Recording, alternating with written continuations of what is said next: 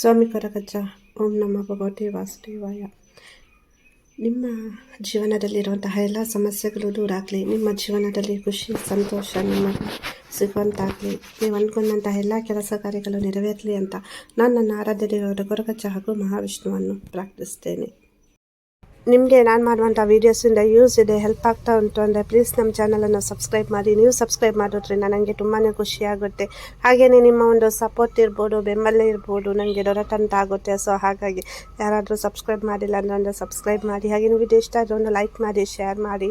ಎಲ್ಲರಿಗೂ ಒಳ್ಳೆಯದಾಗಲಿ. ಏನೇ ಒಂದು ನೋವು ಇರ್ಬೋದು, ದುಃಖ ಇರ್ಬೋದು, ನನ್ನ ಜೊತೆ ಹೇಳಿ. ನನ್ನ ನಿಮ್ಮ ಸ್ವಂತ ಸಹೋದರಿ ಅಂತ ತಿಳ್ಕೊಳ್ಳಿ. ನಾನು ನನ್ನ ಕೈಯಲ್ಲಾದ ಮಟ್ಟಿಗೆ ನಿಮಗೆ ಪ್ರಾರ್ಥನೆಯನ್ನು ಮಾಡ್ತೇನೆ, ಮಂತ್ರ ಜಪವನ್ನು ಮಾಡ್ತೇನೆ. ನಿಮ್ಮ ಸಮಸ್ಯೆ ನನ್ನ ಒಂದು ಪ್ರಾರ್ಥನೆಯಿಂದ ಪರಿಹಾರ ಆಗುತ್ತೆ, ಅದಕ್ಕೊಂದು ಸೊಲ್ಯೂಷನ್ ಸಿಗುತ್ತೆ ಅಂದರೆ ನಾನು ಖಂಡಿತವಾಗಿ ಒಂದು ಪ್ರಯತ್ನವನ್ನು ಮಾಡಿಯೇ ಮಾಡ್ತೇನೆ. ನಿಮ್ಮ ಜೀವನದಲ್ಲಿ ಏನೇ ಒಂದು ಸಮಸ್ಯೆ ಇರ್ಬೋದು, ನೋವು ಇರ್ಬೋದು, ಸೊ ಕೆಲವೊಂದು ಪ್ರಶ್ನೆಗೆ ಉತ್ತರ ಸಿಗದೇ ಇರ್ಬೋದು, ಇನ್ನು ಕೆಲವಕ್ಕೆ ಏನೇ ಮಾಡಿದ್ರೂ ಅದು ಸಾಲ್ವ್ ಆಗ್ತಾ ಇಲ್ಲ ಅನ್ನುವ ನೋವು ಇರ್ಬೋದು, ದುಃಖ ಇರ್ಬೋದು ನಿಮಗೆ. ಸೊ ಇಲ್ಲಿ ನೀವು 3 ಪ್ರಶ್ನೆಯನ್ನು ಕೇಳ್ಕೊಳ್ಬೋದು. ಈ ಪ್ರಶ್ನೆಗಳಿಗೆ ನಾನು ನಿಮಗೆ ಟ್ಯಾರೋ ಕಾರ್ಡಿನಿಂದ ಉತ್ತರವನ್ನು ಕೊಡ್ತೇನೆ.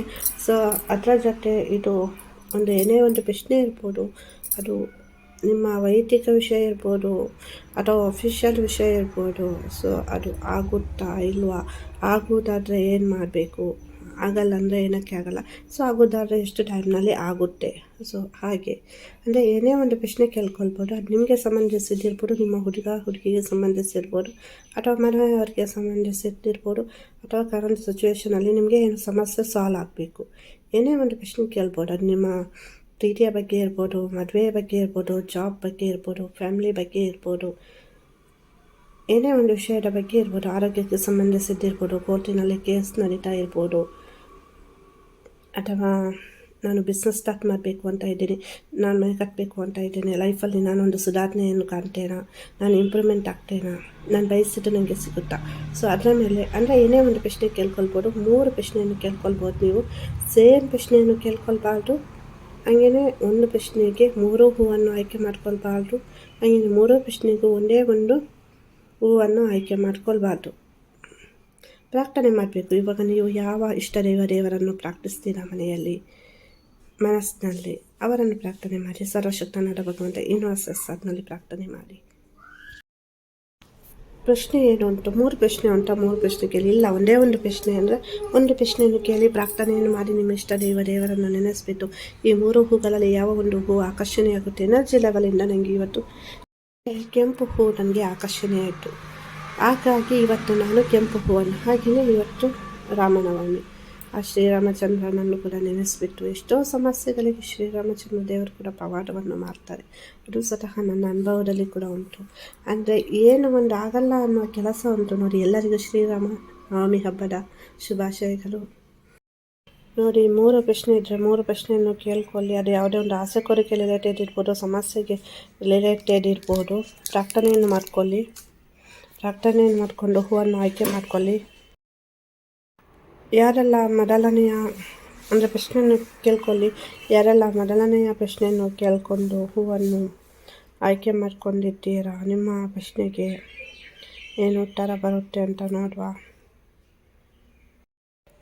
ಪ್ರಾರ್ಥನೆಯನ್ನು ಮಾಡ್ಕೊಳ್ಳಿ. ನೀವು ಕೂಡ ಏನು ಉತ್ತರ ಬರುತ್ತೆ ನೋಡುವ. 6 ಆಫ್ ಕಪ್ಸ್ ಬಂದಿದೆ. ಇದು ಬಂದುಬಿಟ್ಟು ನೀವೇನೇ ಒಂದು ಪ್ರಶ್ನೆ ಕೇಳಿದ್ರು ಅದು ಎಸ್ ಅಂತ ಬಂದಿದೆ. ಎಷ್ಟು ಟೈಮ್ನಲ್ಲಿಗೆ ಆಗ್ಬೋದು. ಸೊ ಇಲ್ಲಿ ಕೆಲವೊಂದು ಹಿಂದಿನ ಘಟನೆಗಳಿರ್ಬೋದು, ನೋವು ಇರ್ಬೋದು. ಸೊ ಅದನ್ನೆಲ್ಲ ರಿಲೀಸ್ ಮಾಡಬೇಕಾಗುತ್ತೆ. ಅಂದರೆ ಕೆಲವೊಂದು ನೋವಾಗಿದೆ ಮನಸ್ಸಿಗೆ ಘಟನೆಗಳಿಂದ. ಸೊ ನಿಮ್ಮ ವ್ಯಕ್ತಿಯಿಂದಲೇ ನಿಮಗೆ ನೋವಾಗಿರ್ಬೋದು. ಅದನ್ನೆಲ್ಲ ಬಿಟ್ಬಿಡಿ. ಆ ವ್ಯಕ್ತಿ ನಿಮ್ಮ ಜೀವನಕ್ಕೆ ಬೇಕು. ಸೊ ನಿಮ್ಮ ಲೈಫ್ ಚೆನ್ನಾಗಿರಬೇಕು ಅಂದರೆ ಆ ವ್ಯಕ್ತಿ ಮಾಡಿದಂತಹ ನೋವಿರ್ಬೋದು, ಅಥವಾ ಏನೋ ಒಂದು ಘಟನೆ ನಡೆದಿರ್ಬೋದು ಹಿಂದೆ ಜೀವನದಲ್ಲಿ. ಅದನ್ನೆಲ್ಲ ಮರೆತು ಬಿಡಿ. ಒಂದು ರೀತಿಯಲ್ಲಿ ಹೊಸ ಬಿಗಿನಿಂಗ್ ಆಗೋದ್ರಲ್ಲಿಂಟು ಲೈಫು. ಸ್ವಲ್ಪ ನೀವು ತುಂಬ ಮುಗ್ಧ ಸ್ವಭಾವದಲ್ಲೂ ಸ್ವಲ್ಪ ಅಂತ ಹೇಳಲಿಕ್ಕೆ ಇಲ್ಲ. ಇದನ್ನೆಲ್ಲ ಮತ್ತು ರೀಯೂನಿಯನ್ ಉಂಟು, ಖಂಡಿತವಾಗಿ ಆ ವ್ಯಕ್ತಿ ನಿಮ್ಮ ಲೈಫಲ್ಲಿ ಬರ್ತಾರೆ. ಸೊ ಅಂದರೆ ಬಿಸ್ನೆಸ್ ರಿಲೇಟೆಡ್ ಕೇಳಿದ್ರು ಸಕ್ಸಸ್ ಆಗುತ್ತೆ, ಮ್ಯಾರೇಜ್ ರಿಲೇಟೆಡ್ ಕೇಳಿದ್ರು ಸಕ್ಸಸ್ ಆಗುತ್ತೆ. ಇಲ್ಲಿ ಒಂದು ರೀಕನೆಕ್ಟ್ ರೀಯೂನಿಯನ್ ಉಂಟು. ಎಷ್ಟು ಟೈಮ್ನೊಳಗೆ ಇದೆಲ್ಲವೂ ಸರಿಯಾಗ್ಬೋದು. Net may takes 6 month to 7 months energy ಉಂಟು. ಖಂಡಿತವಾಗಿಯೂ ನೀವು ಒಂದು ಹೊಸ ಚೈತನ್ಯವನ್ನು ನೋಡ್ಬೋದು. ಇಲ್ಲಿ ಹೊಸ ಒಂದು ಬಿಗಿನಿಂಗ್ ಉಂಟು. ಇಲ್ಲಿ ನೀವು ರಾಶಿ ಬಂದುಬಿಟ್ಟು ಕರ್ಕ, ವೃಶ್ಚಿಕ, ಮೀನ ಆಗಿರ್ಬೋದು. ಸೊ ಇಲ್ಲಿ ಒಂದು ಪಾಸಿಟಿವ್ ಸೈನ್ ಉಂಟು. ಯಾರೆಲ್ಲ 2ನೇ ಹೂವನ್ನು ಆಯ್ಕೆ ಮಾಡ್ಕೊಂಡಿದ್ದೀರಾ, ನಿಮಗೆ ಉತ್ತರ ಏನು ಬರುತ್ತೆ ನೋಡುವ. ದಿ ಟವರ್ ಕಾರ್ಡ್ ಬಂದಿದೆ. ನೀವು ಅಂದ್ಕೊಂಡಿದ್ದು ಇಲ್ಲಿ ಇದು ಒಂದು ರೀತಿಯಲ್ಲಿ ನಿಮಗೆ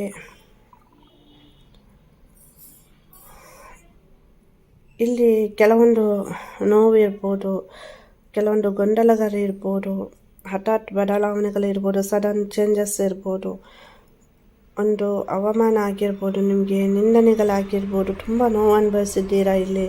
ಸೊ ಕೆಲವೊಂದು ಅನ್ಎಕ್ಸ್ಪೆಕ್ಟೆಡ್ ಘಟನೆಗಳು ನಡೆದಿದೆ ಜೀವನದಲ್ಲಿ. ಇಲ್ಲಿ ನಿಮಗೆ ತುಂಬ ನೋವಾಗಿದೆ. ಸೊ ನೀವು ಒಂದು ರೀತಿಯಲ್ಲಿ ಕಲ್ಪನೆಯಲ್ಲಿ ಅಥವಾ ಭ್ರಮೆಯಲ್ಲಿ ಇರಬೇಡಿ. ಅದರಿಂದ ಇದು ಸರಿಯಾಗಲ್ಲ. ನೀವು ರಿಯಾಲಿಟಿಗೆ ಬನ್ನಿ. ರಿಯಾಲಿಟಿಯಲ್ಲಿ ಏನಾಗ್ತಾ ಉಂಟು ಅದನ್ನು ನೋಡಿ. ಆವಾಗ ಇದು ಎಸ್ ಆಗುತ್ತೆ. ನೀವು ಅಂದ್ಕೊಂಡಿದ್ದು ವೆರಿ ಸೂನ್ ನಿಮ್ಮ ಕೈಗೆ ಸಿಗುತ್ತೆ. ಇಲ್ಲಿ ನೀವು ಒಂದು ರೀತಿಯಲ್ಲಿ ಭ್ರಮೆಯಲ್ಲಿ ಇರಬಾರ್ದು. ಮತ್ತು ಇಲ್ಲಿ ಕೆಲವೊಂದು ಸ್ವಲ್ಪ ಲಾಸ್ ಆಗುವಂಥ ಸಾಧ್ಯತೆ ಇರುತ್ತೆ ಯಾವುದೇ ವಿಷಯದಲ್ಲಿ. ಸೊ ಹೋಪನ್ನು ಕಳ್ಕೊಳ್ಬೇಡಿ, ಧೈರ್ಯವಾಗಿರಿ. ಸೊ ಕರೆಕ್ಟ್ ಡಿಸಿಷನನ್ನು ತಗೊಳ್ಳಿ, ಎಲ್ಲನೂ ಸರಿಯಾಗುತ್ತೆ. ಯಾರೆಲ್ಲ 3ನೇ ಹೂವನ್ನು ಆಯ್ಕೆ ಮಾಡ್ಕೊಂಡು ನಿಮ್ಮ ಪ್ರಶ್ನೆಯನ್ನು ಕೇಳ್ಕೊಂಡಿದ್ದೀರಾ, ನಿಮ್ಮ ಪ್ರಶ್ನೆಯನ್ನು ಕೇಳ್ಕೊಳ್ಳಿ. ನೋಡುವ ನಿಮ್ಮ ಉತ್ತರ ಏನು ಬರುತ್ತೆ ಅಂತ.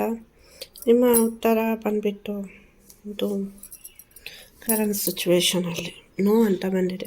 ಸೊ ನೀವೇನೇ ಪ್ರಶ್ನೆ ಕೇಳ್ಕೊಂಡಿರ್ಬೋದು. ಸೊ ಇಲ್ಲಿ ಒಂದು ರೀತಿಯಲ್ಲಿ ಕರೆಕ್ಟಾಗಿ ಯಾವುದು ಕೂಡ ಇಲ್ಲ. ಇಲ್ಲಿ ಒಂದು ರೀತಿಯಲ್ಲಿ ಘರ್ಷಣೆಗಳುಂಟು, ಭಿನ್ನಾಭಿಪ್ರಾಯಗಳುಂಟು, ಜಗಳ ಆಗ್ತಾ ಉಂಟು, ವಿವಾದಗಳುಂಟು. ಕರೆಕ್ಟಾಗಿ ಯಾವುದು ಕೂಡ ಆಲೋಚನೆ ಮಾಡಲಿಕ್ಕೆ ಆಗ್ತಾ ಇಲ್ಲ. ಈಗೋ ಪ್ರಾಬ್ಲಮ್ ಉಂಟು.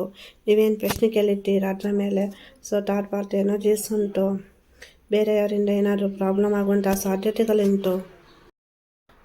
ಇವಾಗ ನೋವು ಅಂತ ಇದ್ರೂ ಸೊ ಇದನ್ನೆಲ್ಲ ಸ್ವಲ್ಪ ನೋಡ್ಕೊಳ್ಬೇಕಾಗುತ್ತೆ. ನಿಮ್ಮ ರಾಶಿ ಬಂದುಬಿಟ್ಟು ಮೇಷ, ಧನು ರಾಶಿ ಆಗಿರ್ಬೋದು. ಕೆಲವರದ್ದು ಇಲ್ಲಿ ಬಂದುಬಿಟ್ಟು ಇಲ್ಲಿ ಸ್ವಲ್ಪ ಧೈರ್ಯವಾಗಿರಬೇಕು. ನೀವು ಜಗಳವನ್ನು ತಪ್ಪಿಸ್ಕೊಳ್ಬೇಕಾಗುತ್ತೆ, ತಾಳ್ಮೆಯಿಂದ ಇರಬೇಕಾಗುತ್ತೆ, ಮಾತಿನಲ್ಲಿ ಹಿಡಿತಾ ಇರಬೇಕಾಗುತ್ತೆ. ಸಮಸ್ಯೆಗಳು ಉಂಟು ಅಂತ ಅದನ್ನೇ ಮುಂದುವರಿಸ್ಕೊಂಡು ಹೋಗೋದಲ್ಲ, ಅಥವಾ ನನಗೆ ನಾನು ಬಯಸಿದ್ದು ಬೇಕು ಅಂತ ಹೇಳಿಬಿಟ್ಟು ಅಲ್ಲಿ ತುಂಬ ಒಮ್ಮೆಲೆ ನೀವು ಡಿಸಿಷನ್ ತಗೊಳ್ಳೋದು ಒಮ್ಮೆಲೆ ಆಗಬೇಕು ಅಂದರೆ ಇಲ್ಲ, ಇಲ್ಲಿ ಆಗಲ್ಲ. ತುಂಬ ಸಮಸ್ಯೆಗಳು ಉಂಟಾಗುತ್ತೆ. ಅದಕ್ಕಾಗಿ ಸ್ವಲ್ಪ ತಾಳ್ಮೆಯಿಂದ ಇರಿ. ಒಂದು ಎನರ್ಜಿ ಲೆವೆಲಲ್ಲಿ ಸ್ವಲ್ಪ ಒಂದು 1.5 month ವೆಯ್ಟ್ ಮಾಡಿ. ಯಾವುದಕ್ಕೂ ಟೆನ್ಷನ್ ಮಾಡ್ಕೊಳ್ಬೇಡಿ. ಏನೇ ಒಂದು ವಿಷಯ ಇದ್ರೂ ನನ್ನ ಜೊತೆ ಶೇರ್ ಮಾಡಿ. ನಾನು ನನ್ನ ಪ್ರಾರ್ಥನೆ ಸಮಯದಲ್ಲಿ ನಿಮಗೋಸ್ಕರ ಪ್ರಾರ್ಥನೆಯನ್ನು ಮಾಡ್ತೇನೆ. ಧೈರ್ಯವಾಗಿರಿ. ಯಾರಾದರೂ ಸಬ್ಸ್ಕ್ರೈಬ್ ಮಾಡಿಲ್ಲ ಅಂದರೆ ಪ್ಲೀಸ್ ಸಬ್ಸ್ಕ್ರೈಬ್ ಮಾಡಿ. ವಿಡಿಯೋ ನೋಡಿದ್ದಕ್ಕಾಗಿ ಧನ್ಯವಾದಗಳು. ಎಲ್ಲರಿಗೂ ಒಳ್ಳೆಯದಾಗಲಿ.